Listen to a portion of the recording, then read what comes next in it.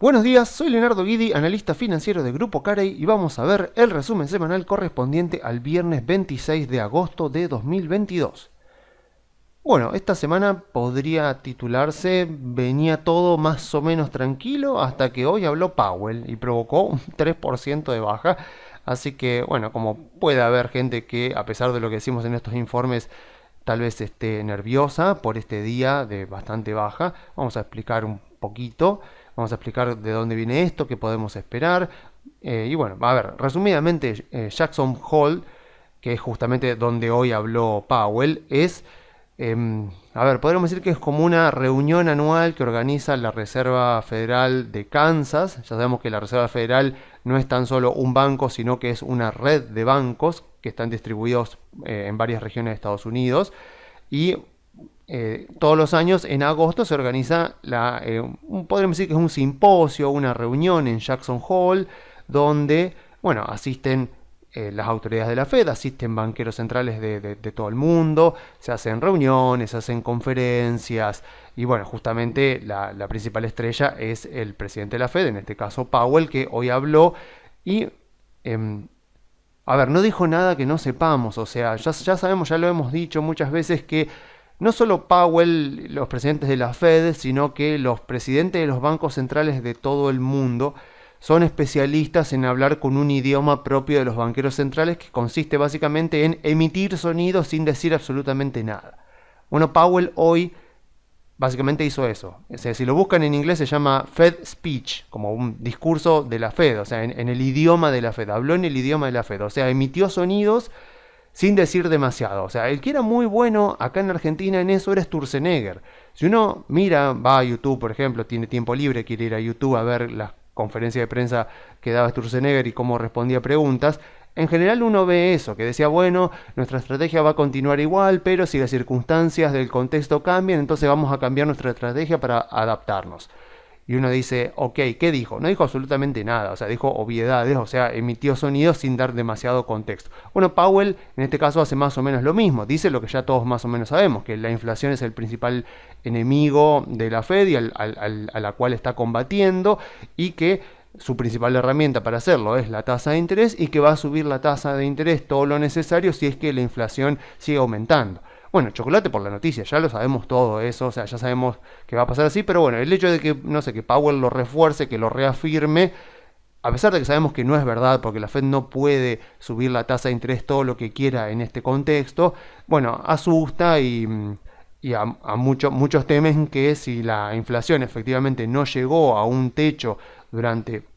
el mes anterior y el mes próximo la inflación vuelve a dar alta, entonces que las próximas subas de la Fed van a seguir siendo de 0,50, 0,75 y que la Fed va a sobrecumplir el objetivo que tenía de 2,5% que ellos habían dicho que era la tasa neutral. Bueno, ahora parece que se van a exceder, entonces el mercado tiene miedo de que estemos todavía en un contexto de tasas al alza y de que ese contexto no dé señales de estar terminando. Eso es lo que más está temiendo el mercado y eso es justamente lo que el mercado vino temiendo a lo largo de todo este año. Entonces, a ver, a todos por supuesto lo que pasó hoy nos hace preguntarnos si efectivamente este es el inicio de un mercado alcista o tan solo un rally, una recuperación contratendencial dentro de un mercado bajista que todavía continúa vigente. A ver, obviamente la respuesta a esta pregunta la vamos a tener dentro de los próximos 6 meses. Cuando dentro de 6 meses miremos para atrás, vamos a decir, ah, sí, efectivamente, el 17 de junio fue el día que se inició el nuevo mercado alcista, o no, resultó ser que no y que tardó bastante más el mercado bajista en hacer un piso. Eso lo vamos a saber dentro de los próximos 6 meses. Mientras tanto, lo único que podemos hacer es analizar cuáles fueron las causas de este mercado bajista que tuvimos este año, que yo siempre digo que tiene más forma de corrección que de mercado bajista, pero no podemos negar que cruzó, como vemos acá, el 20% de baja, así que es un mercado bajista en toda regla, digamos, o sea, porque ha tenido más de un 20% de baja. A ver, si yo analizo las condiciones actuales de esta recuperación del mercado, tiene bastante pinta de ser el inicio de un mercado alcista,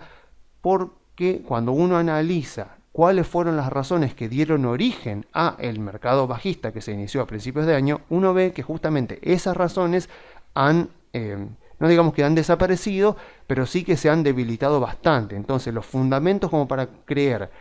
que el contexto que dio origen y continuidad a este mercado bajista van a continuar durante los próximos meses y es un poco débil. Entonces tenemos bastantes razones como para considerar que efectivamente esto puede ser el inicio de un mercado alcista, así que vamos a verlo un poco más en profundidad.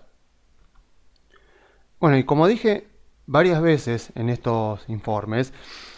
el estado futuro de la economía de Estados Unidos no tiene que ser brillante para que las acciones inicien un nuevo mercado alcista. Ya lo hemos visto varias veces que se da esta situación. O sea, simplemente tiene que no ser tan malo como lo que está descontado en los precios. O sea, cuando el contexto del mercado anticipa un desastre y en realidad solo viene, por ejemplo, una leve recesión o una economía que está estancada, bueno, eso al final termina siendo una buena noticia que puede ser lo suficientemente fuerte como para justificar el inicio de un mercado alcista impulsado justamente por inversores que ante esa realidad que es mejor a las expectativas compran acciones aprovechando que las valuaciones quedaron muy baratas al incorporar en los precios expectativas que eran demasiado pesimistas para ser verdad. Eso es justamente lo que pasó, por ejemplo, en 2020. Ese es el mejor ejemplo, el más cercano, el que tenemos más palpable en nuestra memoria. O sea, las acciones recuperándose en abril, cuando todos decían que 20 millones de personas iban a perder su trabajo, que se iban a imponer cuarentenas. Recordemos que las acciones en Estados Unidos comenzaron a recuperarse a finales de marzo, cuando todavía ni siquiera se habían impuesto las mayores cuarentenas o las más fuertes cuarentenas en el país. O sea, las acciones ya estaban descontando que se iban a poner las cuarentenas, eso lo habían descontado en febrero, pero ya estaban descontando que se iban a levantar y que la economía iba a repuntar de nuevo. Entonces, claro, uno veía las acciones recuperándose en abril, en mayo, y bueno, seguramente era todo, o sea, era un contexto muy similar en el sentido de que había pesimismo, había escepticismo, cualquier buena noticia, bueno, están investigando las vacunas, o sea, cualquier buena noticia era totalmente desestimada. No porque el virus muta, no porque no sabemos qué efectividad van a tener las vacunas, etcétera, etcétera, ¿no? O sea, ese es el contexto parecido a lo que estamos ahora. O sea, cuando estamos en un contexto donde impera el pesimismo de la descreencia, donde cada mala noticia es destacada y hasta sus efectos son exagerados, y cada buena noticia es desechada, es no tenida en cuenta, es tomada como, bueno, sí, pero es como, no sé, es como un rayo de sol, pero está todo lleno de nubes, o sea, y hay tormenta. O sea, cuando pasa eso, estamos justamente en el pesimismo de la descreencia, que es el último momento de los mercados bajistas. Pasó también, por supuesto, en 2009. Imagínense en 2009 el mercado recuperándose en abril, mayo, junio, julio, y el desempleo todavía subiendo, porque en octubre de 2009 recién el desempleo hizo un pico del 10% en aquel momento de la crisis financiera, y las acciones ya se recuperaban anticipando que lo peor había pasado. Bueno, imagínense cómo estaban los ánimos en aquel momento mientras las acciones se recuperaban, y obviamente que cuando sobrevenía la volatilidad, cuando venía una mala noticia, obviamente que todo eso era exagerado y era puesto ahí en vidriera para que todos lo vieran, y cuando aparecían buenas noticias sobre la economía, todo eso era tomado como bueno. Es un dato positivo, pero venimos de un contexto muy malo, esto todavía no terminó. Bueno, todas las cosas normales que se suelen decir en los inicios de mercados alcistas, en el medio de pesimismo, de escepticismo, de descreencia. Por eso justamente es que tenemos que tratar de evitar siempre, no andar intentando racionalizar todo lo que pasa en el mercado en el día a día. O sea, está bien, si nos gustan los mercados, nos gustan las acciones, nos gusta invertir, nos gusta saber todos los días qué es lo que está pasando en el mercado, tenemos tiempo para dedicarle a esto, buenísimo, pero no, por favor, no estemos tratando de racionalizar y buscarle explicación a todo lo que pasa en el día a día, porque ya lo dijimos varias veces, o sea, los mercados se mueven, las acciones, los activos financieros, tanto acciones, bonos, monedas, commodities, se mueven con un movimiento que lo pueden googlear, se llama movimiento browniano geométrico. Se llama browniano porque lo descubrió una persona de apellido Brown. No sé si fue a principios del siglo XX o a finales del siglo XIX, pero bueno, el tipo estaba investigando este movimiento, que es el movimiento que siguen las partículas de polen cuando uno las tira sobre el agua. No es chiste, no es joda, o sea, vayan, googleen movimiento browniano geométrico, van a ver que podríamos decir que las acciones en el mercado se mueven de la misma manera que suele moverse el polen cuando uno lo esparce sobre una superficie acuosa. O sea, el principal componente a corto plazo es el azar. Es la imprevisibilidad. O sea, esto es lo que pasa en el día a día de los mercados. Más del 50% de lo que pasa en el día a día de los mercados es producto del azar, que a su vez es generado por toda la increíble y compleja rama y red de variables que convergen en el mercado día a día para poder formar el precio de las acciones. O sea, acá tenemos por supuesto fundamentos, pero por sobre todas las cosas tenemos expectativas, tenemos sentimiento inversor, tenemos información que entra al mercado para incorporarse en los precios, el consenso de los inversores, por supuesto, porque la información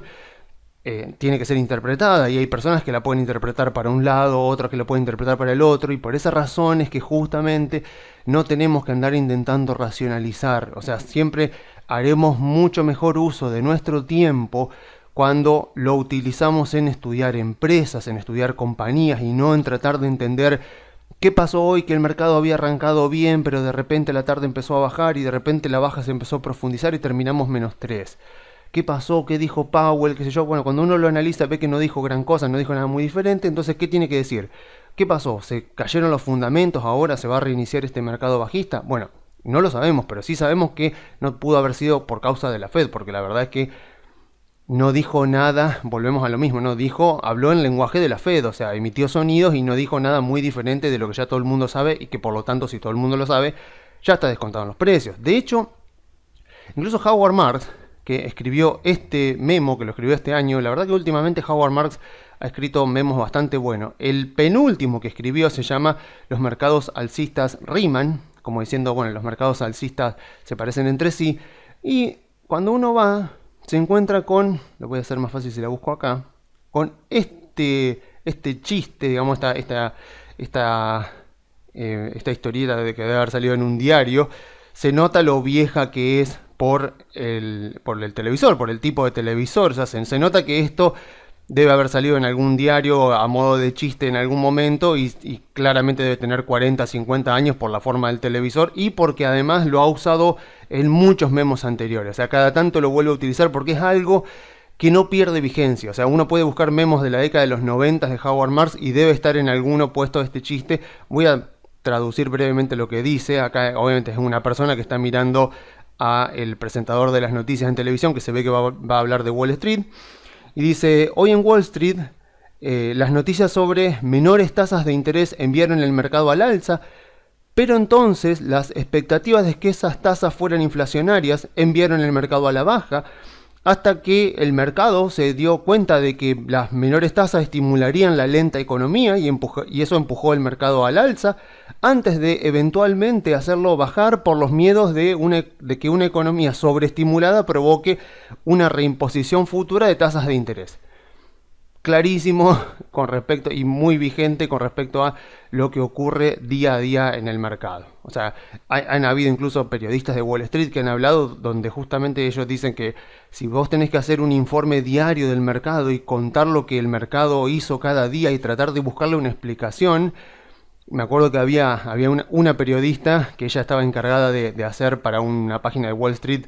el resumen diario, y ella misma decía, hay días donde no había de qué agarrarse, porque el mercado básicamente uno ve el movimiento y en el día a día es azar. O sea, la mayor parte del movimiento del mercado responde principalmente al azar, porque el movimiento del mercado responde a eso. Obviamente, como decía Benjamin Graham, a corto plazo los mercados son una máquina de votar, podríamos decir es una máquina de popularidad, donde el mercado se mueve en base a el consenso, digamos, en base a dónde están mirando los inversores, si el consenso es positivo o es negativo, pero a largo plazo los mercados son una máquina de ponderar y las acciones que terminan subiendo más son las que tienen mejores fundamentos y las que terminan cayendo o incluso yendo a la quiebra son las que tienen fundamentos muy malos. Entonces, mucho cuidado con este tipo de contexto, porque es todo lo que hemos estado viendo durante este año. Si uno cae en la tentación solamente porque le gusta mirar los mercados o porque cree que eso le va a dar un mejor control sobre su portafolio, está muy equivocado. El mejor control que uno puede tener sobre su portafolio es saber qué es lo que tiene adentro, saber por qué tiene los activos que tiene, en la ponderación que los tiene, qué tiene que pasar para que siga decidiendo tenerlos ahí y qué tiene que pasar para que eventualmente termine decidiendo venderlos. Bien, teniendo esto en cuenta, entonces, lo que tenemos que hacer es no distraernos con los movimientos diarios, que puede ser que un día suba, un día baja, sino que lo que tenemos que ir es a buscar la causa fundamental del movimiento de las acciones, o sea, por qué las acciones se movieron hacia abajo durante todo este año, por qué ahora desde mediados de junio han comenzado a recuperarse. Y a ver, obviamente que estamos siempre hablando de lo mismo, siempre estamos hablando de inflación, de la Fed subiendo las tasas de interés y de que eso puede eventualmente provocar una recesión, y sería esa recesión, si es muy severa, la que justificaría tanta baja en los mercados e incluso fomentaría y justificaría bajas más profundas. Entonces, a ver, si uno mira concretamente los datos que van saliendo, cuando uno hace un poco un escaneo transversal de todos los datos, lo que ve es que se conocen datos del PBI, del consumo, de la actividad industrial, del desempleo, de los PMI, y cuando uno mira bien todo el panorama, no puede concluir de manera tajante que efectivamente Estados Unidos esté en una recesión, e incluso que si llega a estar en una, que vaya a ser muy severa, pero obviamente tampoco podemos decir que la economía está fenómena, que anda todo bien, que la economía de Estados Unidos está creciendo, porque eso tampoco es verdad. O sea, la verdad debería estar un poco en el medio. O sea, los datos no apuntan a una recesión severa, que es lo que justificaría más baja de la que hemos visto hasta junio, pero tampoco, por supuesto, están mostrando de que lo que debería pasar en el mercado es que rápidamente en un par de meses volvamos a estar en los récords históricos. O sea, tenemos en este momento un conjunto de datos mixtos que nos permiten concluir de que eventualmente, si Estados Unidos termina entrando en una recesión, lo que debería pasar es que esa recesión, en caso de que se confirme que está en recesión, debería ser leve gracias a que los datos no nos permiten concluir que efectivamente esté todo mal, porque el desempleo anda bien. Los PMI, como los veíamos en meses anteriores, anduvieron bien, ahora este mes anduvieron medio flojos, la actividad industrial anda media floja, pero el consumo anda bien. El PBI, el crecimiento económico de Estados Unidos, se contrajo por 2 trimestres seguidos, pero si uno lo desglosa, ve que el consumo sigue fuerte. Europa al final terminó no estando en recesión, pero obviamente la amenaza de que eventualmente esté en recesión sigue latente. Entonces estamos teniendo como todo un conjunto de datos que algunos apuntan en una dirección, otros en otras. Ninguno apunta de manera fuertemente y decisiva en la dirección de la baja. Entonces no podemos estar diciendo de que efectivamente va a haber una recesión en Estados Unidos, algo muy severo. Y bueno, justamente esto es positivo para las acciones, porque si lo que está descontado en este momento en los precios es el miedo a una profunda recesión tipo los años 80, y eso efectivamente no se termina dando, bueno, es positivo para las acciones, porque justamente lo que se está temiendo más que nada es ese escenario. Y obviamente, a alguno capaz que le llamó la atención que hable de que, bueno, si efectivamente Estados Unidos termina estando en recesión o no. Y bueno, nosotros tenemos una definición de recesión que es 2 trimestres seguidos de contracción en la actividad económica. Creo que en Europa es así, y a lo largo del mundo es como aceptado, o sea, es ampliamente aceptado en el mundo, sobre todo en el mundo de las finanzas, que dos trimestres consecutivos de caída de la actividad del PBI, de la actividad económica, es recesión. Entonces uno diría, bueno, pero Estados Unidos ya está en recesión, o sea, ¿cómo que todavía hay dudas si llega a estar o no llega a estar? Bueno, lo que pasa es que a los estadounidenses les gusta hacer siempre todo a su manera, y en Estados Unidos las recesiones no las determina los 2 trimestres seguidos de caída en la actividad económica, sino que las determina el National Bureau of Economic Research, que si ustedes lo buscan tiene la sigla NBER. Y acá ellos tienen un board compuesto por 8 personas, que son esas 8 personas las que terminan diciendo si efectivamente Estados Unidos estuvo o no estuvo en recesión, porque siempre, por supuesto, se hace en base al pasado, con lo cual ya tienen que estar más o menos concluyendo que si efectivamente Estados Unidos está o no está en recesión no nos va a importar mucho cuando nos enteremos, porque ya va a ser un dato del pasado. Pero bueno, teniendo en cuenta eso, es interesante preguntarse, ok, bueno, aceptemos que a los estadounidenses les gusta hacer todo a su manera. ¿Cuál es la definición de recesión para el National Bureau of Economic Research? Y bueno, ellos lo responden acá en su propia página web. Voy a tratar de traducir. Dicen, una recesión es un descenso significativo de la actividad económica que se extiende a toda la economía y que dura más de unos meses. Si querían el premio a la definición más ambigua que hay, creo que este puede ser uno de los grandes candidatos. Uno dice, ok, a ver, una definición de recesión dice un descenso significativo. ¿A qué te referís con significativo? O sea, la discrecionalidad que hay en esta definición, y más cuando dice unos cuantos meses, o sea, que se esparce a lo largo de toda la economía, eso está bien, y que dura más de unos meses, a few months. Ok, a few months. ¿Cuántos son unos meses? ¿2 meses? 3 meses, 5 meses, 8 meses, o sea, bueno, no lo dicen porque obviamente juegan deliberadamente a ser ambiguos. Entonces, a ver, ¿tiene sentido esto? ¿No tiene sentido? Tomamos la definición de los 2 trimestres, o sea, ¿sirve para algo esto? Bueno, a ver, lo cierto es que no es tan descabellado que efectivamente sean esta gente, este board de 8 personas las que definan si efectivamente Estados Unidos estuvo o no estuvo en una recesión, porque lo cierto es que ya han tenido razón en algunos contextos. O sea, por ejemplo, si yo miro el real GDP, o sea, el crecimiento real de la economía de Estados Unidos, si yo me voy acá a la actualidad, vamos a hacer zoom por acá, estos son datos oficiales de la Fed, veo que acá estoy, el Q1 del 2022 menos 1,6 y el Q2 menos 0,6. O sea, tengo un trimestre negativo, otro trimestre negativo, por lo tanto, deberíamos decir, estamos en una recesión técnica. Todavía no tenemos la línea sombreada, porque vemos que, como dice acá, las líneas sombreadas indican recesión. Entonces tenemos acá la línea sombreada, tenemos acá la línea sombreada del 2020. Entonces, a ver, 2 trimestres seguidos de recesión. Nos suena lógico, pero miren, por ejemplo, si yo me voy al estallido de la burbuja de las.com. A ver, vamos a agrandar un poquito más.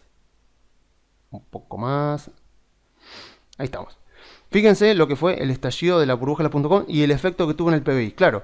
lo que pasó ahí fue que la burbuja fue tan puntual, estuvo tan localizada en un sector de la economía y del mercado financiero, o sea, en las empresas tecnológicas, que no terminó esparciéndose al resto de la economía. Como ya lo hemos dicho en otros informes, la crisis del 2008 fue tan grave porque cuando se produce una crisis en el sistema financiero es a través de los bancos, donde una crisis que se origina en un sector puntual, por ejemplo el inmobiliario en el 2007-2008,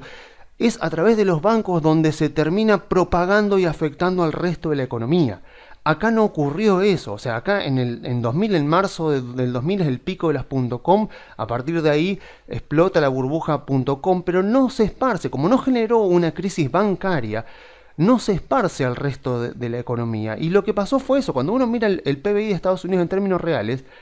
en esta época no cayó 2 trimestres seguidos, como vemos acá, o sea, la actividad económica vemos que acá en el Q1 del 2001 cayó 1,3, después se recuperó, después en el Q3, que fue el del 11 de septiembre, el del ataque a las Torres Gemelas, cayó 1,6 y después se recuperó. Entonces, cuando uno mira acá, técnicamente no hubo recesión, porque no hubo 2 trimestres seguidos de caída de la actividad económica. Y acá tal vez, si no ocurría el 11 de septiembre, tal vez no hubiera sido negativo, pero como vemos acá, la línea está sombreada en gris, con lo cual el National Bureau of Economic Research dijo, sí, esto fue una recesión porque fue, bueno, un descenso significativo de la actividad económica que se extendió a lo largo de toda la economía y que duró más de unos meses. Entonces, vemos que tiene sentido, pero la buena noticia es que no nos importa. O sea, ustedes pueden mirar esta pequeña recesión que fue la recesión del COVID, cuando este instituto dijo que en el primer trimestre de 2020 hubo una recesión. Lo dijo a mediados de 2021. O sea que esta gente se toma su tiempo para analizar los datos y para emitir sus conclusiones y sus comunicados. Por lo cual ya se estarán imaginando, a nosotros como accionistas, como inversores en acciones, no nos importa. Porque cuando esta gente diga, sí, efectivamente Estados Unidos estuvo o no estuvo en una recesión, ya va a ser noticia vieja, recontra descontar los precios, y los mercados siempre se mueven a futuro, descontando las ganancias de las empresas y los cash flow de las compañías para los próximos 12 a 24 meses. Entonces, perfectamente lo que estamos viendo ahora acá, a pesar de la volatilidad, podría ser perfectamente el mercado que, ante la información que está ingresando a través de los distintos datos económicos, puede ser el mercado descontando que efectivamente no se va a producir un escenario tan importante como el de la década de los 80, y por lo tanto lo que está descontado en los precios es exagerado y se espera que el futuro sea mucho mejor que lo que está descontado en los precios. O sea, podría perfectamente pasar eso, sin importar si Estados Unidos está o no está en una recesión, porque el hecho de que algunos datos apunten en una dirección y otros en otra nos indica que es poco probable que efectivamente, si esto termina siendo recesión, sea muy fuerte. Y lo que teme el mercado es justamente esto, porque si la recesión es suave, como fue la recesión, a ver si lo puedo ver acá, como fue la recesión de principios de la década de los 90, esta no, a ver acá. Esta recesión de principios de la década de los 90 fue una recesión bastante suave, no llegó ni siquiera a provocar una baja del 20% en el Standard & Poor's. Estados Unidos, efectivamente, como vemos acá, tuvo 2 trimestres negativos, pero salió bastante rápido, y el mercado ni siquiera llegó a caer un 20%. O sea, cuando las recesiones son suaves, el mercado financiero y la economía de Estados Unidos, con su dinámica diferente a lo que ocurre, por ejemplo, en Europa, logra rápidamente encontrarle la vuelta y logra salir. O sea que podríamos estar ahora en un contexto con más incertidumbre de lo que había en aquel momento en la década de los 90, pero también en una situación de recesión suave, donde el mercado cayó más o menos un 20%, como en aquel momento, en este caso cayó un poquito más, y eventualmente sale porque la economía de Estados Unidos, al ser tan dinámica, logra recuperarse más rápido de lo que se podría recuperarse Europa o Japón, por ejemplo. Bueno, dejando de lado estos tecnicismos, a ver, nosotros somos inversores en bolsa, o sea, nosotros invertimos en empresas, o sea, nosotros lo que queremos es obtener ganancias, y para eso, obviamente, somos pragmáticos, ¿sí? Lo que nos importa es, más allá de si Estados Unidos está o no está en una recesión, lo que queremos saber es, bueno, esto es el rally dentro de un mercado bajista y por lo tanto no debería comprar, o efectivamente es el inicio de un mercado alcista y por lo tanto debería aprovechar para comprar empresas de muy buena calidad que están teniendo valuaciones muy atractivas en este momento. Y bueno, la respuesta a eso es que todo depende de qué es lo que ocurra con la inflación, porque a ver, lo cierto es que este movimiento, cuando yo analizo, ¿se acuerdan que hemos enumerado en informes anteriores las causas de este mercado bajista? Pero, a ver, si yo tengo que ponerme más reduccionista, yo tengo que decir que la principal causa de esto ha sido la inflación y las consecuencias que eso ha generado, sobre todo para la Fed y por supuesto también para la economía de Estados Unidos. Porque, a ver, el que diga que, por ejemplo, es la guerra de Ucrania, la invasión a Ucrania, una de las causas principales de este mercado bajista y de esta potencial recuperación, bueno, en realidad se equivoca, porque a lo sumo la invasión a Ucrania es más nafta al fuego, porque la verdadera causa, a ver, subyace, tenemos en cuenta que esto es un mercado bajista, esto fue una corrección motivada principalmente por sentimiento inversor, o sea, por el miedo que tiene el mercado a que, como consecuencia de la alta y persistente inflación que estaba viviendo Estados Unidos y que hacía mucho que no se veía, el miedo del mercado y la razón por la cual vimos toda esta baja es que se repita el escenario de fuerte recesión y de mercado bajista que se vio a principios de la década de los 80. O sea, eso es fundamental. Si yo tengo que decir, a ver, resumime, ¿por qué cayeron tanto las acciones este año? ¿Fue por la guerra de Ucrania? ¿Fue por la inflación? ¿Fue por la recesión económica? ¿Fue por la suba de tasas de la Fed? ¿Fue por el tapering? ¿Fue por las elecciones de Estados Unidos? Bueno, si tengo que resumir, digo que la principal causa fue la inflación, que en 2021 se pensó que iba a ser algo temporal. Bueno, resultó que no, resultó que era algo más permanente, algo más perdurable y algo más alta de lo que inicialmente se proyectó. Y eso motivó a la Fed, que se había quedado un poco atrás, que la estaba corriendo de atrás, a empezar a tratar de alcanzar la situación, de ponerse un poco más a la vanguardia de la situación y empezar a subir rápidamente las tasas de interés. Esta estrategia trae remembranzas de lo que ocurrió en la década de los 80 con Paul Volcker, que exitosamente hizo bajar la alta inflación que estaba sufriendo Estados Unidos en ese momento, pero a costa de que la economía sufriera, en ese caso sí, efectivamente una profunda recesión y por lo menos un fuerte mercado bajista. Así que, a ver, vamos a profundizar un poquito más para que entendamos las similitudes y las diferencias de aquel momento. O sea, a ver, bueno, ¿qué pasó en aquel momento? Bueno, vamos a verlo con gráficos. A ver, acá tengo un par de gráficos. A ver, esos son gráficos de la Reserva Federal. Acá en azul tengo la tasa de los fondos federales de la Fed, que es la famosa tasa de la Fed que vemos en cada una de las reuniones, que se decide si la dejan igual, si la suben o si la bajan. Así que acá en azul vemos la tasa de la Fed. Obviamente que las tasas de los bonos del tesoro después se van acomodando a cómo esté la tasa de la Fed. En verde lo que vemos es el dólar index, o sea, el valor del dólar con respecto a una canasta de moneda principalmente integrada por el euro, la libra esterlina, el yen japonés y creo el franco suizo. Como esta serie temporal estaba descontinuada, le tuve que agregar otras. Acá al final, por eso van a ver una línea un poco más gruesa al final, porque la que llegaba hasta más o menos la década de los 70 no llegaba hasta 2022. Y por último, en rojo, la inflación, el Consumer Price Index que mide la inflación, el cambio anual, para que entonces podamos comparar. Entonces, a ver, ¿qué estaba pasando en aquel momento? Bueno, lo que vemos acá, ¿no? Vemos la línea roja de la inflación, vemos que Estados Unidos estaba transitando un contexto de inflación muy alta, así que Paul Volcker, presidente de la Reserva Federal en aquel momento, lo que hizo fue proponerse terminar directamente con ese contexto inflacionario elevado, elevando, y acá está la clave, elevando todo lo que fuera necesario la tasa de interés para ponerla positiva en términos reales. Y vemos que lo hizo. Porque vemos que acá tenemos la inflación en rojo y en azul la tasa de los fondos federales de la Fed, y vemos que logró ponerla bastante positiva en términos reales. O sea, vemos cómo estaba la inflación, que llegó más o menos a un 15% que vemos acá, pero vemos que la tasa de los fondos federales de la Fed y obviamente también las tasas de los bonos del tesoro, sobre todo el bono a 10 años, llegaron más o menos a estos niveles. Creo que no llegaron tal vez al 20%, pero sí llegaron arriba del 15% seguro, porque obviamente la curva estaba invertida. Bueno, vemos acá las líneas grises, vemos las recesiones, acá como hubo dos recesiones, una bastante prolongada, la otra no tanto, pero bastante ahí cerquita en la década de los 80, que fue justamente la época donde estuvo Paul Volcker. Y si les interesa ver un poco más de historia financiera, hay un canal de YouTube muy bueno que es que se llama Finaius. Ven que el 11 de agosto, hace bastante poquito, sacó justamente un mini documental de 21 minutos sobre Paul Volcker y pone el hombre que salvó a Estados Unidos. Y, a ver, están en inglés, no están subtitulados, pero uno puede activarle acá los subtítulos que hace YouTube y si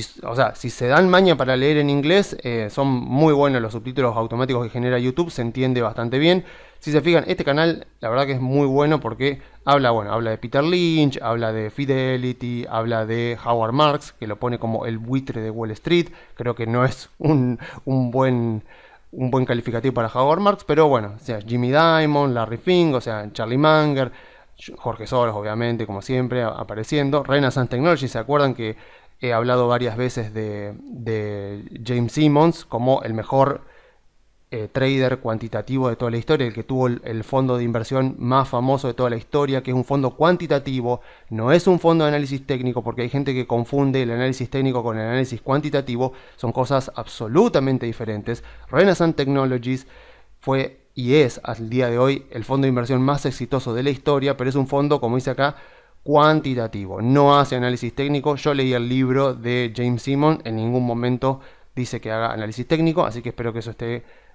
aclarado. Pero si a alguien le interesan los documentales financieros, este es un muy buen lugar para buscar muy buenos documentales y muy entretenido, porque la verdad que los editan muy bien. Pero volviendo a nuestro querido Paul Volcker,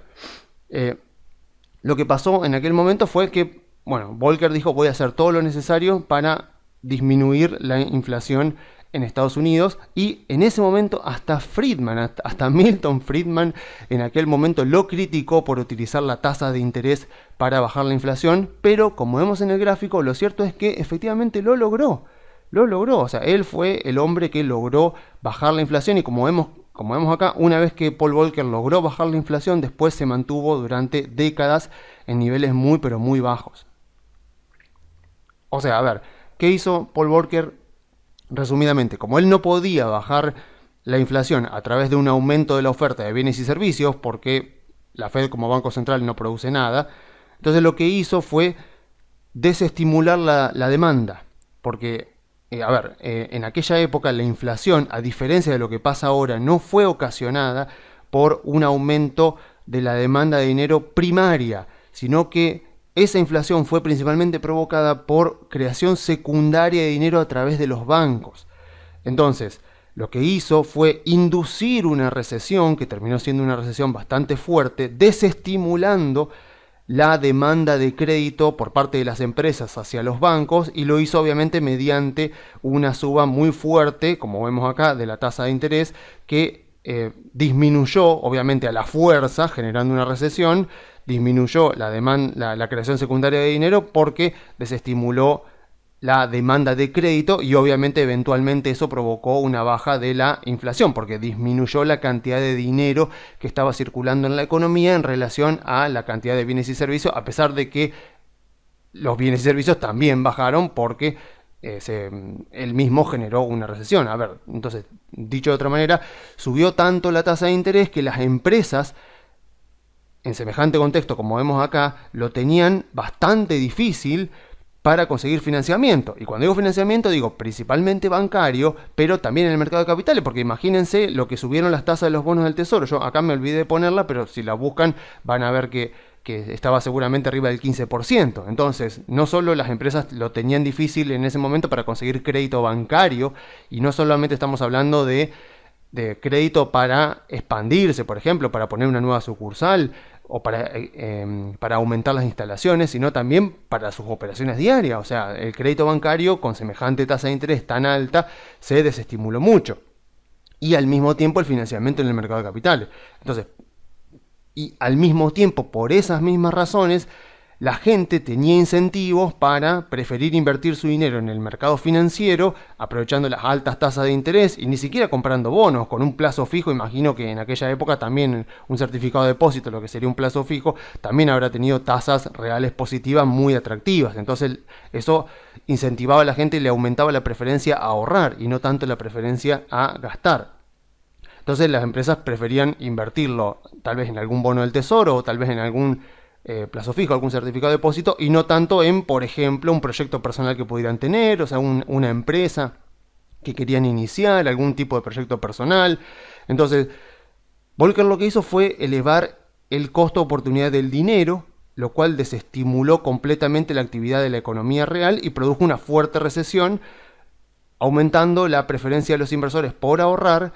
e invertir sus dólares en lugar de gastarlos en bienes y servicios y en sus negocios personales. Entonces desestimuló la creación secundaria de dinero por parte de los bancos, a la vez que desestimulaba la actividad de las empresas, y gracias a eso terminó con el escenario vigente en el cual la cantidad de dinero crecía por encima de la cantidad de bienes y servicios. O sea, ya sabíamos que una definición de inflación es una cantidad de dinero que crece en mayor proporción a la cantidad de bienes y servicios. Entonces es una cantidad de dinero que crece de tal manera que va en busca de bienes y servicios que no crecen en la misma proporción, y por lo tanto, bueno, eso se genera inflación. Entonces, eso es lo que hizo Paul Volcker. O sea, desestimuló la oferta secundaria de dinero, eso lo vamos a ver ahora en otro gráfico, pero antes me interesa marcar principalmente lo que es la línea verde. O sea, imagínense con semejantes tasas reales positivas en Estados Unidos, lo que provocó esto fue una apreciación del dólar en el mundo como nunca antes. O sea, lo que vemos acá, nunca el dólar llegó a estar tan alto en el mundo en relación al resto de las monedas como lo estuvo en ese momento. Vemos acá en la línea verde cómo se apreció el dólar en el mundo, porque claro, si yo estoy en Europa, estoy en Japón y pensemos en la década de los 80, donde el crecimiento económico era muy fuerte en esos países, una persona que tiene dinero para invertir dice, a ver, tengo un bono alemán, tengo un bono de Gran Bretaña, tengo un bono español y tengo el bono del Tesoro de Estados Unidos que me está rindiendo arriba del 15%. Entonces, ante la mayor seguridad, sobre todo a partir de la vigencia del sistema del petrodólar que arrancó en 1973, si no recuerdo mal, el dólar se convirtió en reserva mundial de valor. Entonces mucha gente, como vemos acá, prefirió cambiar sus monedas, que en aquella época teníamos, bueno, la peseta en España, el marco alemán, etcétera, ¿no? O sea, la libra esterlina. O sea, preferían cambiar sus monedas por dólares e invertir en, por ejemplo, bonos del Tesoro de Estados Unidos. Eso provocó una apreciación como nunca antes en el dólar. Y fue tan fuerte la apreciación que motivó incluso una reunión internacional, de la cual ya hemos hablado, que se llamaron los Plaza Accord, porque se hicieron en 1985 en el Hotel Plaza de Nueva York, donde se juntaron los ministros de finanzas de Estados Unidos, por supuesto, Gran Bretaña, Japón, Alemania y Francia. Y lo que hicieron en esta reunión fue básicamente establecer los lineamientos para la depreciación del dólar. O sea, imagínense que a Estados Unidos este contexto, o sea, por un lado le favorecía para poder bajar más rápido su inflación, porque lo que hacía era, recordemos que la inflación es un fenómeno monetario que depende de la oferta y la demanda de dinero. Lo que hacía Paul Volcker al poner la tasa de dinero tan alta era aumentar la demanda de dólares, pero no solo la demanda de dólares de las personas en Estados Unidos que preferían poner un plazo fijo a consumir o a invertir, por ejemplo, en un negocio personal, sino a lo largo de todo el mundo. O sea, aumentaba la demanda de dólares a lo largo de todo el mundo y provocó esta apreciación, como vemos acá, hasta más o menos 1985. Vemos que se reúnen acá en septiembre y a partir de ahí vemos una depreciación fenomenal del dólar, como vemos acá. Depreciación impresionante que provocó eventualmente el estallido de la burbuja inmobiliaria en Japón, que fue finales del 89, principios de la década de los 90, y que provocó que Japón hasta el día de hoy, 30 años después del principio de los 90, todavía esté estancado económicamente con una enorme cantidad de deuda en relación a su PBI. Creo que es el país que más deuda tiene en relación a su PBI y de la cual todavía no puede salir. El principal detonante fue esto, fue que el yen japonés, que hasta ese momento aprovechaba una relativa devaluación, o sea, una depreciación, que su moneda era competitiva con respecto al dólar, de golpe en el transcurso de unos pocos años lo que vio fue una apreciación fenomenal del yen japonés en relación al dólar. Y vemos esto, ¿no? Vemos que eventualmente la actividad económica en Japón se estanca, las empresas que estaban endeudadas de repente no podían pagar su deuda y se convirtieron en empresas zombies y en bancos zombies, pero eso es otro capítulo para otro día. Algo interesante que quiero destacar es que si uno observa cada momento en el que el dólar ha subido mucho en el mundo fueron momentos de crisis de mercados emergentes. Pensemos en las hiperinflaciones y en las crisis argentinas. Pensemos acá, mediados de los 80s, hubo crisis en toda Latinoamérica. Después el dólar, como vemos acá, se calma, pero a mediados de los 90s empieza a subir de nuevo y acá provoca la crisis de Rusia, donde Rusia tiene que devaluar su moneda, también, y defoltea deuda en moneda local. O sea que cuando hablamos de Argentina como defolteador de moneda local, ha ocurrido muchas veces en el mundo. Uno de los casos más grandes fue el de Rusia, que a finales de los 90 tuvo que defoltear deuda incluso en moneda local. Por supuesto, la de moneda extranjera también la defolteó, pero lo llamativo era que hasta la deuda en rublos fue defolteada. Después esto provocó la crisis de los tigres asiáticos, que eran 4, a ver si me acuerdo, era Corea del Sur, Singapur, Filipinas y Malasia. Esos eran los 4 tigres asiáticos que también habían tenido un enorme crecimiento a lo largo de las últimas décadas y que habían tomado deuda Y con motivo de esta apreciación del dólar en el mundo, lo que pasó es que esa deuda denominada en dólares, como ellos no producen dólares, producían moneda local y la moneda local se estaba depreciando con respecto al dólar porque todas las otras monedas también lo estaban haciendo, empezaron a tener problemas de solvencia para poder pagar sus compromisos. Y bueno, acá también a finales de los 90 tuvimos la crisis de los tigres asiáticos y también en el 99 tuvimos la crisis de Brasil, donde Brasil devalúa su moneda y, visto en retrospectiva, por supuesto con el diario del lunes, con el resultado opuesto, uno piensa que hubiera sido lo ideal para Argentina caer con Brasil en el 99, o sea, devaluar la moneda también con Brasil en el 99, porque un año anterior había ocurrido la crisis de los tigres asiáticos, cae Brasil también, que devalúa su moneda. Si Argentina hubiera caído ahí, no hubiera sido una crisis exclusivamente argentina, pero bueno, fue un año de elecciones, era un año importante porque estaba terminando el gobierno de Menem, entonces se hablaba de, bueno, qué iba a venir después de la era de Menem, de los 10 años de menemismo, estaba la lucha entre la Alianza y el PJ, bueno, ya sabemos cómo terminó todo. En el 2001 nos caímos solos y por lo tanto no fue la crisis de los tigres asiáticos donde cayeron 4 países o la crisis de Brasil donde también hubo problemas en países de Latinoamérica, sino que nos caímos solos en el 2001 acá, en el pico más alto, como vemos acá, en el pico más alto de apreciación del dólar. Bueno, eventualmente nos caímos nosotros también con la crisis del 2001 y fíjense después lo que pasó. Toda la línea verde fue la mayor depreciación del dólar en toda su historia. Cada vez que el dólar se deprecia en el mundo, como vemos acá, los que más se benefician son los commodities. Imagínense que acá, bueno, fueron la soja, la famosa soja, los mejores términos de intercambio de la historia de la Argentina, el petróleo que llegó a estar arriba de $100 y $100 de aquella época no eran $100 de ahora. Y también fue el gran auge de los mercados emergentes, sobre todo liderados por China. Acá fue donde surge, en esta década de los 2000, de tanta depreciación del dólar, fue donde surge la idea de Brasil, Rusia, India y China, que después se le agregó Sudáfrica y ahora son los BRICS. Después obviamente los BRICS terminaron, digamos, no digamos que terminaron disolviéndose porque tampoco se unieron o más o menos, pero básicamente ese auge de los BRICS, ese auge de los mercados emergentes tuvo como principal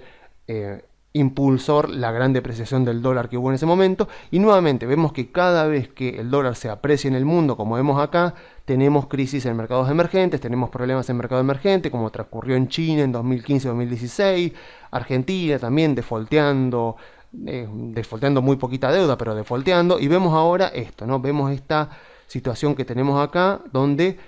cuando uno compara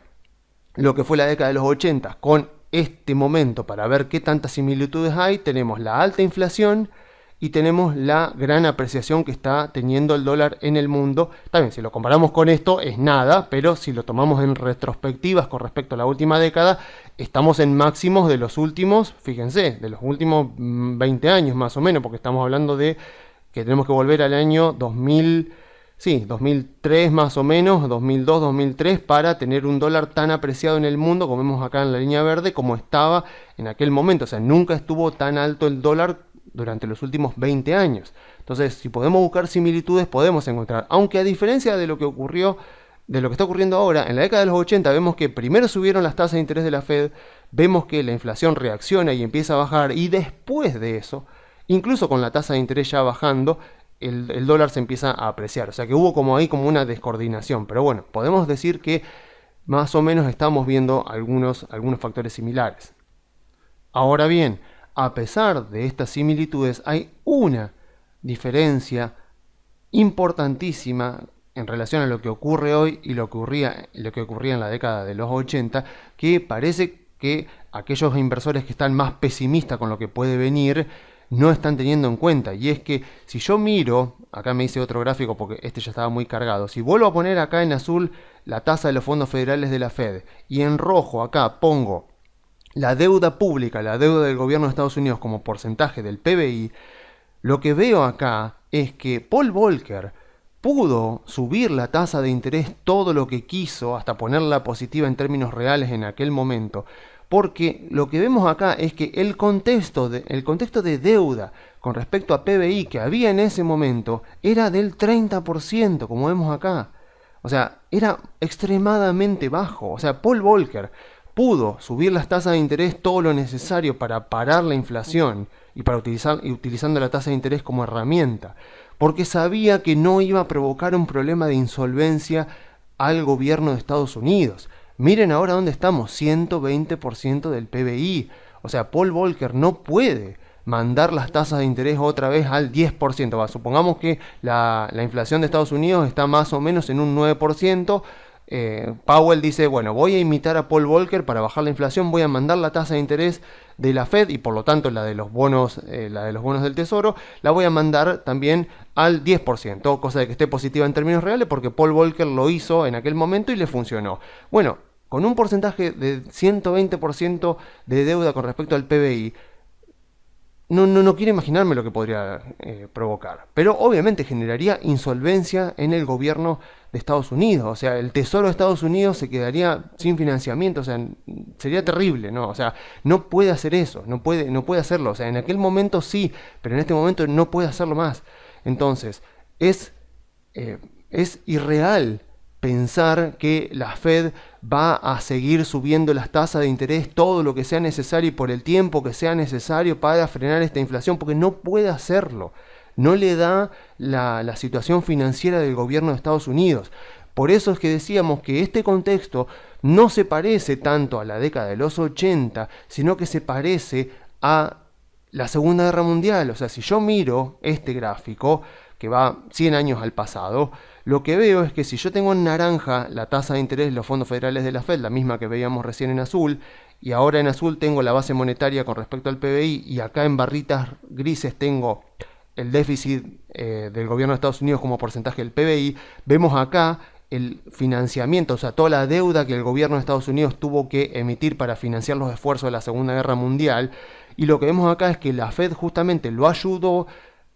poniéndole un techo a la tasa de interés. O sea, en aquel momento fue explícito, la Fed emitió un comunicado con el cual no dejaba que la tasa de los bonos del Tesoro a 10 años superaran el 2,5, creo que era. O era 2,5 o 2,25, más o menos por ahí.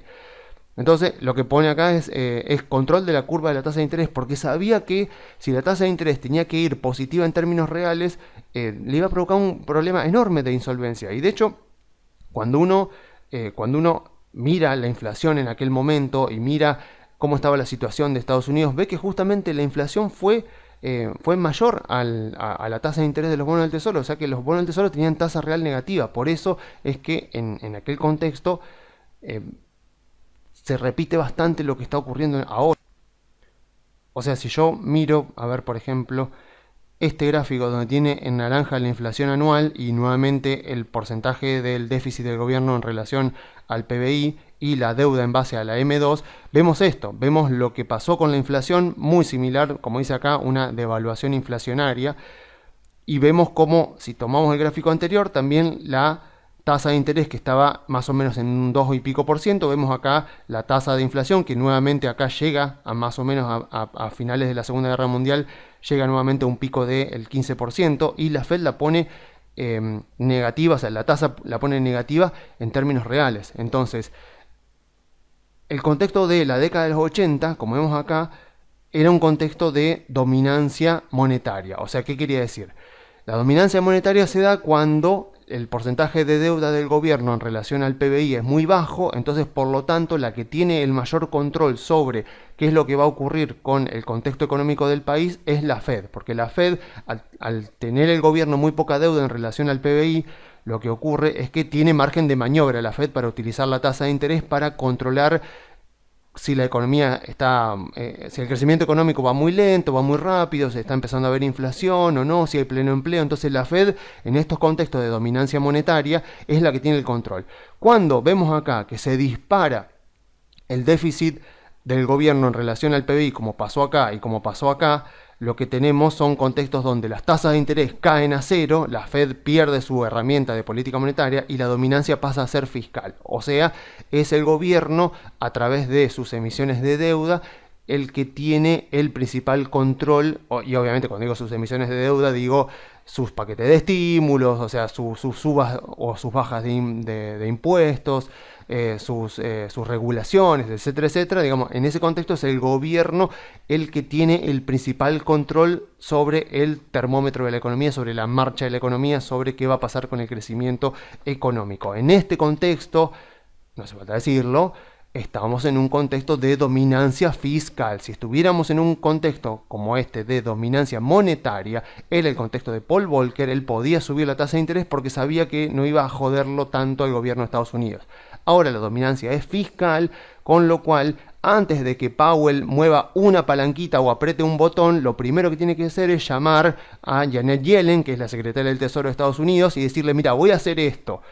¿Cómo están las cosas allá? ¿Cómo están las cuentas? ¿Está todo bien? O sea, no voy a generar un problema muy grande si hago esto. Y si Janet Yellen le dice, sí, dale, hacelo, está bien, o sea, tenemos las cosas controladas acá, entonces ahí va y lo hace. Pero si Janet Yellen le llega a decir, no, mira, no hagas eso porque nos vas a provocar un problema de insolvencia, por ejemplo, Powell va y le dice, voy a subir la tasa de interés al 10% para ponerla positiva en términos reales, sé que voy a inducir una recesión, pero bueno, nos la aguantamos y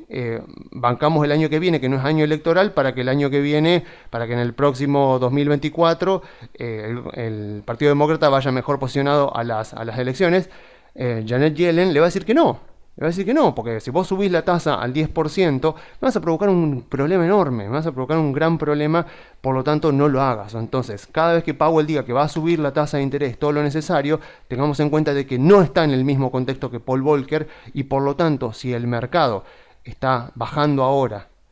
ante el temor, o ha bajado a lo largo de este año ante el temor de que se produzca y se reproduzca ese escenario, bueno, no debería suceder porque la cantidad de deuda que tiene emitida el gobierno de Estados Unidos no permite que la Fed pueda elevar la tasa de interés en todo lo que quisiera. Y justamente, si la Fed no es capaz de subir la tasa de interés tanto como le gustaría, y encima parece ser, como vemos, que la inflación está dando muestras de estar llegando a un máximo, ahí a un pico, y vamos a ver si efectivamente empieza a bajar, porque la M2, como ya veíamos en informes anteriores, se está moviendo otra vez a niveles promedio de la década anterior. Entonces todo apunta en la dirección de que los temores de que se repita un escenario similar al de Volcker no tienen fundamento, y que por lo tanto es bastante probable que entonces lo peor ya haya pasado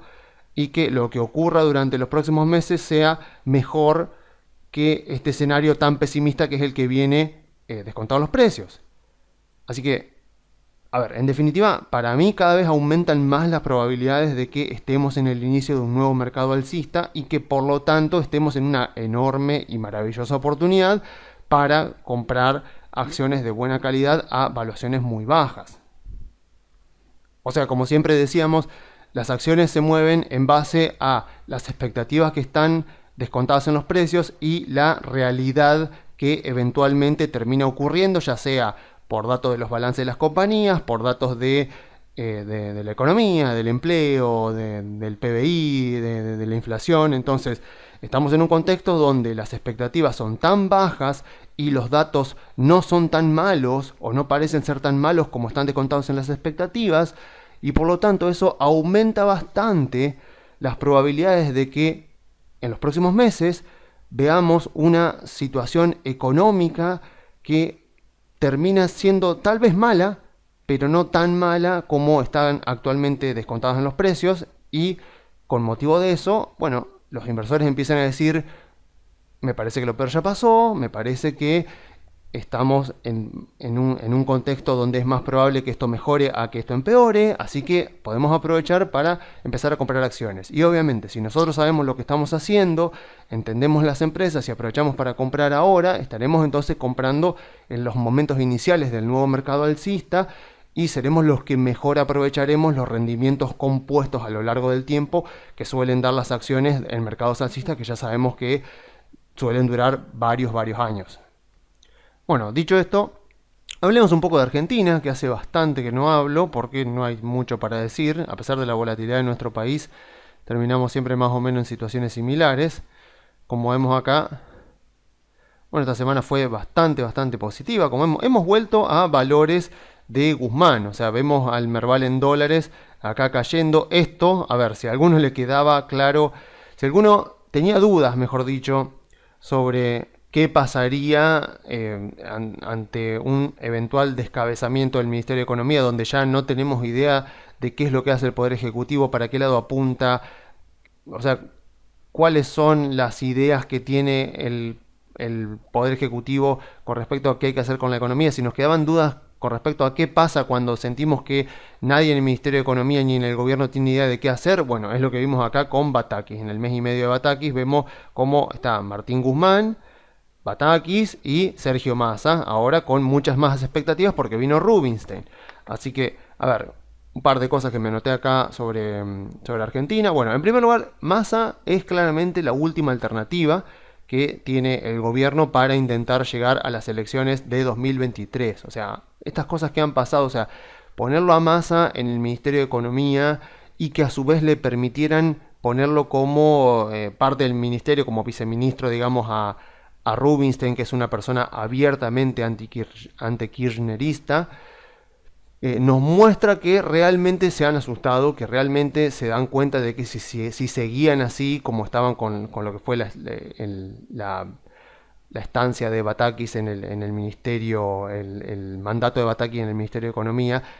se dieron cuenta que si seguían así, esto explotaba en un estallido tipo 2001 antes de las elecciones, así que optaron por el pragmatismo, lo llamaron a Massa, que es un tipo que sabemos que es ultra pragmático, va para el lado donde cree que va a funcionar, y encima lo trajo a Rubinstein, o sea, que aceptaran que lo trajera a Rubinstein, nos está mostrando que claramente se han asustado y que dicen, bueno, o sea, tenemos que evitar que esto estalle, porque si no, a ver, ¿qué pasó? Nosotros sabemos lo que pasó en el 2001 en Argentina, y lo que la historia nos demuestra es que los principales actores políticos de aquel momento, llámese De la Rúa, Chacho Álvarez, Domingo Cavallo, Graciela Fernández Mengide, o sea, ninguno de ellos pudo volver a la escena política en ningún momento. O sea, todos quedaron automáticamente relegados de la escena política, ninguno volvió a aparecer. Entonces, tiene lógica pensar de que el peronismo, incluso el peronismo más pragmático como Sergio Massa, crea que si este gobierno cae y eventualmente tenemos un estallido social y Alberto termina teniendo que renunciar, o sea, Sergio Massa y calculo que Cristina Fernández también se han dado cuenta de que si esto estalla se los lleva puestos a ellos también y puede ser que no puedan volver a la política, a pesar de que ahora uno lo pensaría y sería difícil de creer, pero podrían pensar perfectamente que si esto estalla en un fuerte estallido social, encima partiendo de un 50% de pobreza, que es mucho mayor a la que había en aquel momento de 2001, tiene sentido pensar de que podría ser que queden manchados para el resto de sus vidas y no puedan volver a la escena política nacional. Entonces, visto de esa manera, tiene sentido que Sergio Massa agarre el Ministerio de Economía en un momento tan delicado como este, porque él dice, bueno, si esto termina en un estallido, me va a llevar puesto a mí también y tal vez no pueda volver a integrar un cargo a nivel nacional nunca más, porque voy a quedar manchado por un gobierno que provocó un estallido social. Entonces dice, si esto sale mal, bueno, de todas maneras me va a llevar puesto, pero si logro ir al Ministerio de Economía y logro hacer las cosas para más o menos estabilizar la situación y que esto no explote y que incluso mejore un poquito, bueno, seguramente Sergio Massa va a ser el candidato del Frente de Todos para el año que viene, con lo cual tiene toda la lógica pensar de que a pesar de que ningún economista querría agarrar, y de hecho pasó que ningún economista importante de Argentina quiso agarrar el Ministerio de Economía cuando se fue Martín Guzmán y después también cuando la sacaron a Batakis, Sergio Massa sí lo hizo, porque justamente él es el que más incentivos tiene para efectivamente hacerlo. Entonces, ahora bien, Rubinstein es una muy buena noticia porque por lo menos ahora, por lo menos a mí me deja tranquilo saber que dentro del Ministerio de Economía hay una persona que tiene el diagnóstico correcto de la situación y que sabe lo que hay que hacer. En otros contextos podríamos decir que yo creo que Martín Guzmán también podía haber hecho un diagnóstico correcto, tenía los conocimientos para hacerlo, pero eventualmente no se llevaba bien con el núcleo duro de este gobierno y con el núcleo más de izquierda y por lo tanto bueno, terminó eventualmente saliendo. Así que ahora la clave es, ok, tenemos a una persona en el Ministerio de Economía que por lo menos no cree que la inflación no genera, perdón, que la emisión monetaria no genera inflación, o sea, es una persona que sabe bien que la inflación monetaria genera, la emisión monetaria genera inflación, o sea, es una persona que tiene el diagnóstico correcto de qué es lo que está mal en la economía de este país y qué es lo que hay que hacer para arreglarla. Ahora bien, la pregunta es, bien, si ya sabemos que tenemos a una persona en Rubinstein que sabe lo que está pasando y sabe lo que hay que hacer, la pregunta es cuánto le van a dejar hacer. Esa es la clave de lo que va a pasar de aquí para los próximos meses. Cuánto de lo que proponga Rubinstein, Massa, que no tiene conocimiento de economía, pero sí tiene caudal político y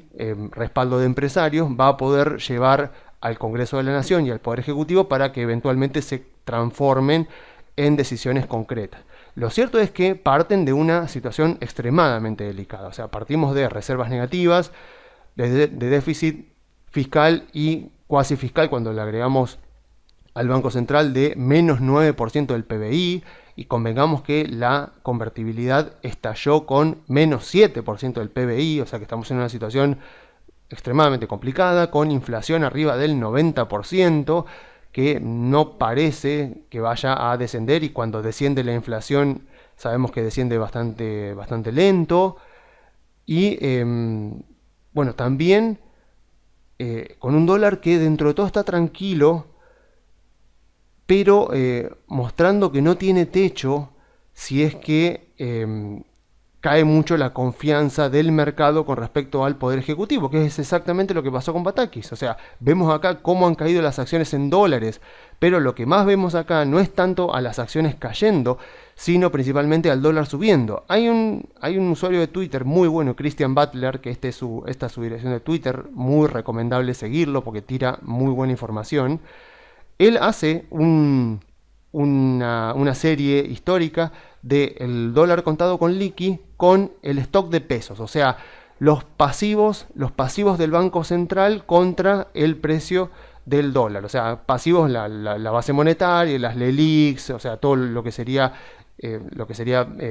equivalentes monetarios del gobierno que a su vez pagan un interés. Entonces él suma todo esto y lo que va viendo es que hay una relación bastante alta entre el movimiento del dólar, el contado con liqui, también podríamos poner el dólar MEP, él pone el contado con liqui, con respecto a cómo van evolucionando los pasivos monetarios del Banco Central. Y lo que vemos es que han habido circunstancias, momentos, en los que vemos acá que el contado con liqui, el dólar, ha estado barato en relación a los fundamentos, porque acá podríamos decir que es lo que más se acercaría a ver un precio del dólar de equilibrio, a ver un precio del dólar basado en fundamentos. Obviamente que es una simplificación, o sea, no podríamos decir que el dólar está caro o barato en base a esto, pero nos ayuda bastante porque dentro de todo es lo que más se acerca a un precio del dólar basado en fundamentos. Entonces vemos acá, por ejemplo, que a finales del 2020 tuvimos un dólar que se exageró mucho en base a los pasivos del Banco Central, después se fue acomodando y vemos que durante este año, desde marzo más o menos, febrero-marzo, el dólar estaba bastante barato con respecto a los pasivos monetarios del Banco Central. Esta suba que vemos acá fue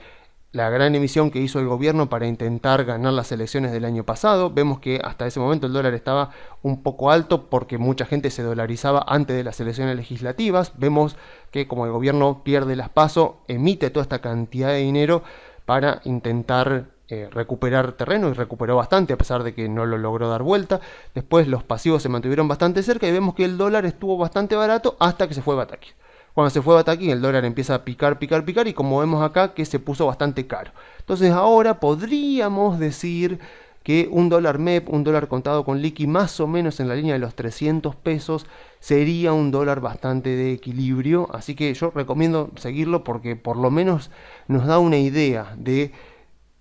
cómo está el dólar en relación a los fundamentos. Aunque por supuesto, imagínense qué pasaba si seguía el mandato de Silvina Batakis y las decisiones que se tomaba eran malas y el mercado seguía perdiendo la confianza en el gobierno e incluso temía que eventualmente haya un estallido social y Alberto Fernández tenga que irse antes de tiempo. Bueno, ahí claramente no podemos buscar dólar en los fundamentos, no podemos buscar un precio del dólar en los fundamentos, eventualmente lo tiene, pero en esos contextos donde la gente se asusta mucho, la demanda de pesos cae y la mayor cantidad de las personas va directamente a buscar refugio en el dólar. Entonces ahí ya no es un contexto de racionalidad y por lo tanto es lógico creer que, a pesar de que ahora el dólar ha vuelto a un valor de equilibrio, si las decisiones que toma Sergio Massa parecen insuficientes o eventualmente el mercado se cansa, digamos, o sea, ya los fundamentos no dan más, las reservas del Banco Central no se recomponen, la economía cae en una recesión, por ejemplo, puede ser que eventualmente, como suele decirse, el mercado se lo lleve a Massa también y el dólar continúe subiendo muy por encima de sus fundamentos, porque ahí lo que se está pagando es, cuando uno compra dólares, acá por ejemplo, en estos valores, lo que uno está pagando ahí es certidumbre, en un contexto de tanta incertidumbre, de tanto desconocimiento de qué es lo que puede llegar a pasar. La gente que pagaba dólares a estos precios estaba pagando certeza, o sea, tener ya una moneda fuerte, entonces quedarse tranquilo. Muchos que tenían acciones, que tenían bonos, vendiéndolos y quedándose en dólar MEP, por ejemplo, bueno, es eso, es gente buscando certeza, buscando seguridad, y en esos contextos no priman tanto los fundamentos, sino que prima más la emocionalidad. Eventualmente los fundamentos siempre se imponen, como pasó eventualmente acá también, pero en esos contextos sabemos que puede pasar cualquier cosa. Bueno, obviamente, más allá de todo lo que yo pueda decir sobre Argentina, todo lo que pueda decir hoy puede ser totalmente diferente la semana que viene, a la velocidad que se dan los cambios en Argentina, pero me imagino mucho diciéndome, bueno, mira, sí, ya sé lo que está pasando en Argentina, pero vamos a lo importante, decime, ¿me conviene comprar acciones argentinas en este momento, sí o no? Bueno, a ver, en los mercados emergentes, la economía y las finanzas se subordinan a la política. En Argentina, por supuesto, mucho más. Así que, aunque es verdad, a ver, si yo miro los balances de las acciones argentinas, miro las valuaciones de las empresas argentinas, es verdad que las empresas argentinas están baratas, pero también es cierto de que si volvemos a tener otro episodio del mercado concluyendo que el poder ejecutivo está muy débil y que no tiene rumbo, como sucedió hace muy poquito con el periodo de Batakis en el Ministerio de Economía, obviamente que podemos llegar a ver a las acciones seguir cayendo, porque siempre se puede dividir por dos, o sea, siempre se puede caer. Uno dice, pueden seguir cayendo, y sí, a ver, o sea, vemos lo que pasó con Batakis, o sea, cuando el mercado nota que en un país tan presidencialista y de una economía tan intervenida por la política como es la economía, cuando el mercado nota que justamente el presidente, el poder ejecutivo, quienes tienen que tomar las decisiones, no están acertando y no están teniendo mucha orientación para qué lado hay que ir, ni plan económico ni hablemos, ¿no? Pero más o menos una orientación, una coherencia en las decisiones que toman en cuanto a los instrumentos que utilizan y los objetivos que pueden lograr. Cuando el mercado detecta que eso no está, bueno, el mercado se asusta, y ya sabemos lo que pasa en Argentina. O sea, cuando en Argentina la gente empieza a ver que se forman las nubes de tormenta y que está empezando a llover, sacan boletos para el Arca de Noé, para subirse lo antes posible al Arca de Noé, que en Argentina son unos rectangulitos de color verde. Entonces ya sabemos lo que hace la gente en Argentina cuando empieza a presentir de que esto está, o sea, de que esta situación se está yendo de control, que el gobierno no está teniendo el control de la situación y que por lo tanto hay mucha incertidumbre con respecto a lo que puede pasar. O sea, ya sabemos de qué hace la gente, imagínense lo que hacen las empresas, imagínense lo que hacen los grandes capitales en Argentina. Ahora bien, si mi horizonte de inversión, y acá está la clave, si mi horizonte de inversión es superior a 2 años y mi expectativa es que el próximo año la oposición va a ganar las elecciones, sea la que sea la oposición del partido político que sea, obviamente que puedo perfectamente comprar acciones argentinas en este momento, porque si estoy en lo cierto voy a ganar mucho sin importar si estoy comprando justo en el piso o si las acciones van a seguir cayendo por un tiempo más. O sea, entre 2013 y 2018, las acciones argentinas multiplicaron varias veces su cotización. Y no importó demasiado si las compré ahí justito en 2013 o compré en 2014 o compré en 2015 ahí en las elecciones. O sea, en definitiva el rendimiento que vas a tener va a ser muy bueno porque las acciones argentinas estaban tan baratas que multiplicaron 2, 3, 4, 5 veces en dólares. Entonces ahora podría repetirse un escenario similar. O sea, no tal vez tan optimista como fue en aquel momento, porque el mercado ya se quemó con Macri y difícilmente se queme de nuevo. Pero sí, seguramente si mi expectativa con respecto a Argentina es positiva, comprando ahora voy a estar comprando barato porque el contexto de recuperación que puede vivir Argentina va a ser obviamente un contexto que va a favorecer a toda la economía de manera transversal y por lo tanto a todos los sectores. Obviamente, las acciones pueden seguir cayendo, por supuesto, o sea, es imposible pegarle justo al mínimo y obviamente uno dice, bueno, espero, me compro CDRs y me quedo comprado en CDRs y después eventualmente las acciones empiezan a subir y uno se asusta y se apura. Bueno, no, repito, sepamos lo que estamos haciendo. Si estamos interesados en comprar acciones en Argentina, empecemos a mirar sectores, sobre todo sectores, porque es lo que más nos va a repercutir en el rendimiento que vamos a tener en el portafolio, e invirtamos en todo caso, o tengamos preparada la idea de un portafolio para en aquel momento donde nos empecemos a sentir cómodos, porque recordemos que el CDR y las acciones argentinas son riesgos muy diferentes, y entonces no es lo mismo para un inversor invertir en CDR que en acciones argentinas porque los perfiles de riesgo son muy diferentes y tal vez uno esté dispuesto a tolerar un riesgo CDR, pero no un riesgo de acciones argentinas. Y hablando de sectores, justamente, y de industrias, tengamos en cuenta de que las acciones argentinas, cuando uno mira el Merval, incluso cuando mira el panel general es más fuerte aún, que cuando uno empieza a mirar las industrias, los sectores a los que pertenecen las empresas argentinas, nota que son todos value. O sea, salvo Mirgor, por ejemplo, que está en el consumo discrecional, o sea, alguna que otra empresa. Después cuando yo miro el Merval, la composición del panel Merval del panel general, lo que veo son financiera, sector financiero, bancos, energía, sector industrial, sector de materiales, o sea, no tenemos nada del sector de la salud, tenemos consumo básico, entonces tenemos principalmente empresas que pertenecen a sectores value, sectores muy maduros, muy saturados de competidores. Entonces la principal fuente de creación de valor para los accionistas que tienen las empresas argentinas se encuentra en el aumento de los ingresos. Entonces cuando yo pienso en las acciones argentinas y veo los sectores a los que pertenecen, lo que miro en base a lo que vimos en informes anteriores sobre el retorno sobre el capital invertido, sobre el crecimiento de los ingresos, lo que me queda muy claro al mirar a Argentina es que la mayor creación del valor para los accionistas y por lo tanto la mayor fuente de suba en el precio de las acciones argentinas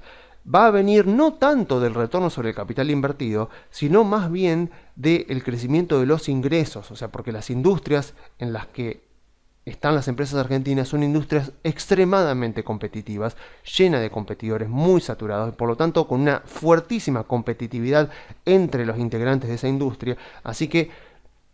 pensar en tal vez lograr algún tipo de eficiencia que le gane en rentabilidad a la competencia puede ser, pero no va a ser algo que los otros no puedan copiar. Entonces, lo que más tienen que apuntar las empresas argentinas es a aumentar sus ingresos. Y nuevamente, como están en industrias muy maduras,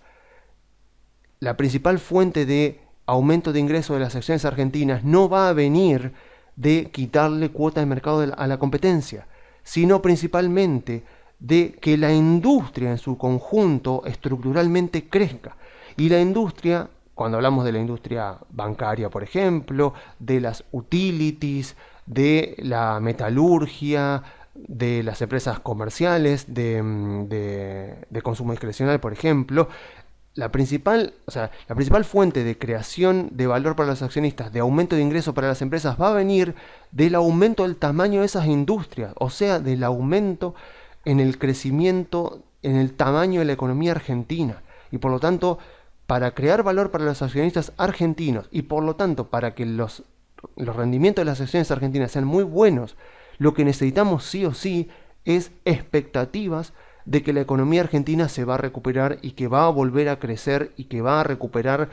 estos años y años y años que venimos en caída. No nos olvidemos que el PBI per cápita de Argentina viene en caída desde 2011. Hace 11 años que venimos en caída. O sea, en el momento que cambie la expectativa y que eventualmente consideremos que la economía argentina se sostendrá en un crecimiento en términos reales durante varios años, esa va a ser la principal fuente de creación de valor para los accionistas argentinos y por lo tanto de suba de las acciones argentinas, y es a eso justamente a lo que tenemos que apuntar, no tanto a mirar cada empresa en particular en este momento para buscar a ver si tiene márgenes de rentabilidad mejores a su competencia o si tiene algún tipo de tecnología que supera la de la competencia, porque lo que más va a generar valor para los accionistas argentinos durante los próximos años es que si gana un gobierno opositor y eventualmente la expectativa de el transcurso y de la evolución de la economía argentina mejora, eso es lo que va a repercutir más favorablemente en las acciones, porque las industrias a las cuales pertenecen las acciones argentinas justamente nos muestran de que el rendimiento sobre el capital invertido de ellas va a ser bastante similar al costo de capital por las industrias a las que pertenecen, y que por lo tanto lo que más tenemos que apuntar es a la recuperación de sus ingresos, al aumento de sus ingresos, que va a ser principalmente dado no tanto por los méritos personales de la empresa, sino por el crecimiento de las industrias, que a su vez va a ser el resultado del crecimiento de la economía argentina. Bueno, y por último, obviamente como estuve hablando de, bueno, si conviene comprar o no conviene comprar acciones argentinas, a ver, teniendo esta circunstancia en la que nos encontramos ahora, nunca está de más y nunca me voy a cansar de repetir que el portafolio de inversión es del inversor, no es del analista ni del gurú de inversiones, y por esa razón es que debe estar compuesto por instrumentos que se ajusten al horizonte temporal, la tolerancia al riesgo y la remuneración pretendida del inversor. Por ejemplo, a pesar de que yo sinceramente creo que en este momento las acciones argentinas están muy baratas, sería una irresponsabilidad muy grande para mí como profesional que salga a recomendar abiertamente comprarlas ahora en este momento, porque es un instrumento que solamente se ajusta para inversores que tienen un horizonte temporal de varios años, o sea, como mínimo un año y medio, pero además una tolerancia al riesgo muy alta. O sea, tengamos en cuenta que en agosto de 2019 las acciones argentinas cayeron 50% en un día. 50% en un día. Imagínense la cantidad de gente que ese día se dio cuenta de que su portafolio de inversión tenía instrumentos que inherentemente implicaban un riesgo mucho más grande del que ellos emocionalmente estaban dispuestos a tolerar. O sea, ese día hubo mucha gente que se dio cuenta de que invertir en acciones argentinas no era algo tan lindo como parecía y que su tolerancia al riesgo no era la que ellos pensaban. O sea, y eso se aprende siempre de mala manera. Así que tratemos de no hacerlo así. O sea, tratemos de aprender las cosas bien y no a fuerza de cometer errores y perder dinero. O sea, para inversores que quieren invertir en activos argentinos y que tienen horizontes temporales menores a un año y una tolerancia al riesgo muy baja, por ejemplo, tenemos las letras a descuento que están rindiendo casi lo mismo que la inflación, incluso más, y son a muy corto plazo, o las obligaciones negociables que están denominadas en dólares, que están dando rendimientos bastante buenos. Así que no porque algo esté barato, eso quiere decir que todos rápidamente en el mercado, todos los inversores están calificados para comprarlo y que por lo tanto tengan que salir a comprarlo ya mismo. Porque si después las cosas van mal, es posible que el inversor entonces descubra que tomó una decisión de inversión que está totalmente disociada de su tolerancia al riesgo, y por esa razón es que siempre al invertir, antes de tomar la decisión de invertir en algo puntual, decir, bueno, voy a armar mi portafolio con el método top-down, elijo sectores, elijo instrumentos, elijo empresas o ETFs o algún bono, etcétera, etcétera, y digo, bueno, le voy a asignar tanto porcentaje a CDRs, tanto porcentaje a acciones argentinas, dentro de CDR compro estos sectores, dentro de Argentina compro estos sectores, etcétera, etcétera. Bueno, de Argentina, no sé, vamos a poner el 10% en bancos. Bueno, ¿en qué bancos? Bueno, compro Banco Galicia, compro Banco Superville, por ejemplo, para poner uno de gran capitalización y uno de poca capitalización. Pero bueno, antes de apretar la tecla, antes de mandar la orden de compra, lo que tengo que preguntarme es, ¿qué pasa si estoy equivocado? ¿Qué pasa si este portafolio que tengo después resulta que está compuesto por activos que no tienen un buen rendimiento porque ocurrió algo que yo no había tenido en cuenta, o un escenario que yo le daba baja probabilidad de ocurrencia termina ocurriendo? ¿Qué pasa?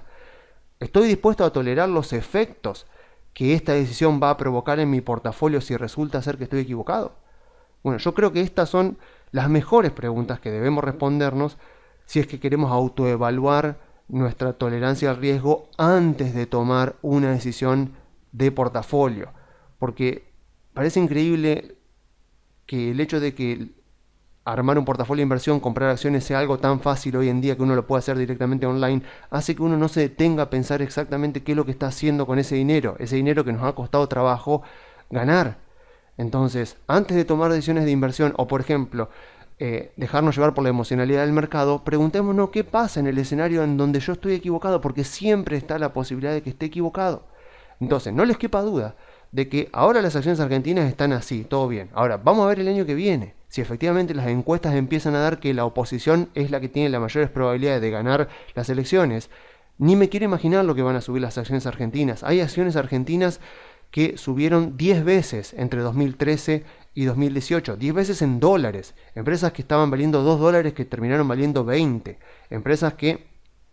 valían centavos de dólares que terminaron valiendo $2, $3. O sea, es posible, si las cosas salen bien, si efectivamente la economía de Argentina, gracias a la política, se recupera, es posible que las acciones argentinas, las cotizaciones multipliquen en dólares varias veces. Entonces, va a ser muy difícil para muchos que tienen una tolerancia al riesgo baja, ver cómo se recuperarían las acciones argentinas el año que viene si es que la expectativa empieza a ser de un cambio en el signo político para las elecciones del año que viene. Va a ser difícil que esas personas se contengan y vean todo lo que van subiendo las acciones argentinas y el dinero que van ganando los demás en acciones argentinas. Entonces, antes de tomar la decisión, siempre preguntarnos eso. O sea, a ver, ¿cuánto tiempo estoy dispuesto a dejar mi dinero acá? La remuneración, mi remuneración pretendida necesita del riesgo de acciones argentinas. O sea, la rentabilidad que yo pretendo para mi portafolio de inversión todos los años, ¿necesita asumir el riesgo de las acciones argentinas? Porque puede ser que no lo necesite y uno diga, bueno, pero aún así quisiera aprovechar un poquitito el contexto. Bueno, entonces ahí le asignás un porcentaje pequeño del portafolio, pero por lo menos lo haces no perdiendo de vista el objetivo, no dejándote llevar por el corto plazo y tomando decisiones que te pueden hacer sentir muy mal y lamentarlo mucho en el largo plazo. Entonces, no por una decisión de corto plazo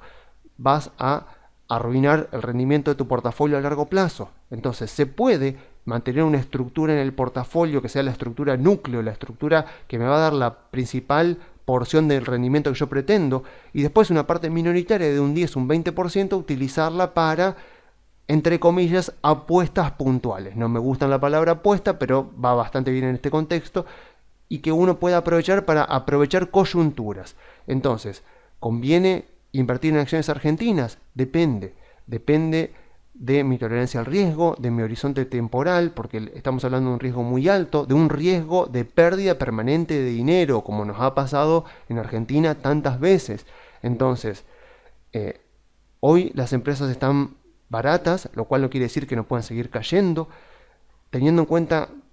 las industrias y los sectores a los que pertenecen las acciones argentinas, es obvio que si efectivamente la política le da al mercado los argumentos suficientes como para creer que la economía se va a recuperar y se va a recuperar mucho durante los próximos años, las acciones van a empezar a subir descontando ese escenario y van a subir mucho. Y si yo quiero aprovechar ese contexto y armar un portafolio de inversión, puedo hacerlo ahora, puedo hacerlo durante los próximos meses, pero siempre manteniendo una coherencia con respecto a la composición de mi portafolio para que siempre refleje el riesgo que yo estoy dispuesto a tolerar y la rentabilidad que yo estoy queriendo obtener para objetivos de inversión que eventualmente me plantearé. Ya que sabemos que no invertimos en bolsa simplemente porque nos gusta invertir en bolsa, sino porque queremos obtener ganancias eventualmente para disfrutarlas en otras cosas. Así que lo importante es que una decisión de corto plazo, por una coyuntura puntual, no nos arruine todo un plan de inversiones que nos impida eventualmente en el futuro conseguir esos objetivos que nos estamos planeando. Así que, bueno, yo me despido dejándoles las vías de comunicación. Se pueden comunicar por la página web grupocarey.com.ar o enviando un mail a contacto@grupocarey.com.ar o a info@grupocarey.com.ar.